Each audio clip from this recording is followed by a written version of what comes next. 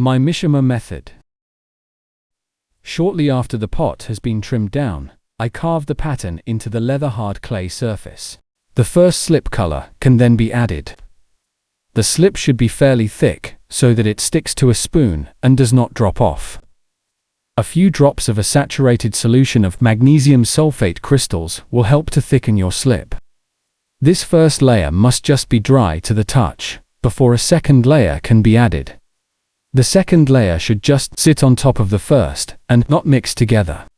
This can be repeated as many times as needed to fill the cutout pattern. Changing colors will give lines of color within each cutout. Make sure to overfill the cutouts, as the slip will shrink as it dries. The work is then left to dry slowly to a point when the slip can be scraped off with a thin metal kidney tool. The slip must curl off like wood shavings when the side of the kidney is drawn across it. The slip must be dried to a point that the colors do not smear or smudge as you scrape down to the surface of the pot. It is advisable to use a clay body that has no grog or a porcelain body, as the grog makes marks when scraped down. Be careful not to scrape off too much at a time, as this will destroy the pattern.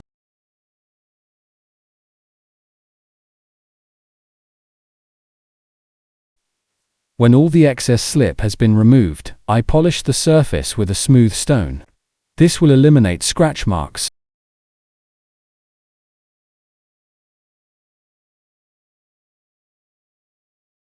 Because the slip is sitting on and beneath the surface. You can sandpaper the surface with a fine wet and dry sandpaper after the piece has been bisque fired.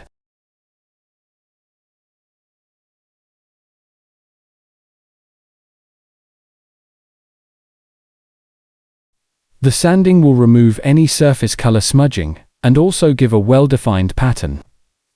The piece can then undergo a clear glaze fire if wished.